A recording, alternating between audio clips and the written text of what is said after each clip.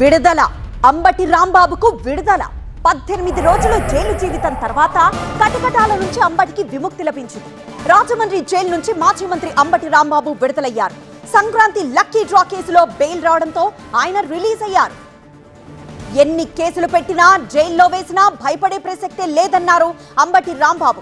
చంద్రబాబు అరాచక పాలన కూల్చేంత వరకు తన పోరాటం ఆగదని, అన్నింటికీ దేవుడే సమాధానం చెప్తాడన్నారు అంబటి.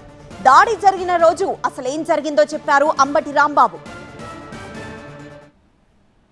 జగన్మోహన్ రెడ్డి గారి నాయకత్వంలో ఈ కూటమి ప్రభుత్వాన్ని ప్రజాస్వామ్యబద్ధంగా కూల్చేంత వరకు ఈ పోరాటం ఆగదు.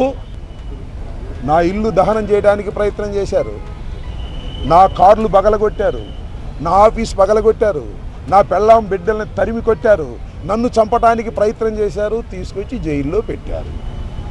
ఏమైంది? ఏమైద్దని అడుగుతా ఉన్నా. చంద్రబాబు నాయుడిని అడుగుతా ఉన్నా, లోకేష్ని అడుగుతా ఉన్నా. ఏమైద్ది? ఏమీ కాదు. మళ్ళా కాలం గిరున తిరిగి వస్తుంది. చంద్రబాబు, లోకేష్ మానిటర్ చేశారు దాడిని. 7 గంటల సేపు నా ఇంటి దగ్గర దాడి జరిగింది. 7 అవర్స్ పోలీసులు ఉన్నారు అక్కడ. ఇంతకన్నా ప్రజాస్వామ్యంలో ఏం కావాలి చెప్పండి, నాకు అర్థం కాల. 5 గంటలకు వచ్చి 12 గంటలకు వెళ్ళారు. తెలుగుదేశం కార్యకర్తలనండి, దుండగులనండి, దుర్మార్గులనండి, గంజాయి బ్యాచ్ అనండి, పోలీసులందరూ అక్కడే ఉన్నారు. వాళ్ళ సమక్షంలోనే దాడి జరిగింది, వాళ్ళ రక్షణలోనే దాడి జరిగింది. ఇంట్లోకి వచ్చి నా పిల్లలు, నా మనవలు ఉన్నప్పుడు దాడి చేస్తే భయపడతారు ఎవరైనా. పోలీసులు ఏం చెప్పారు తెలుసా? మీకు ఆశ్చర్యపోతారు. సార్ మీరు పారిపోండి సార్ అని చెప్పారు. రక్షించాల్సిన పోలీసులు ఆ గంగా వెంకటేశ్వరులు ఆయన, తెలుగుదేశం ఆయన, పారిపోండి సార్ అంటాడు. మీరు గోడ దిగి వెళ్తారా అని చెబుతున్నాను. నన్ను గోడ దిగి ఎవరికంటే సావటం బెటర్ అయ్యా అని చెప్పా. అది నువ్వే కదా దాడి చేస్తానని చెప్పా.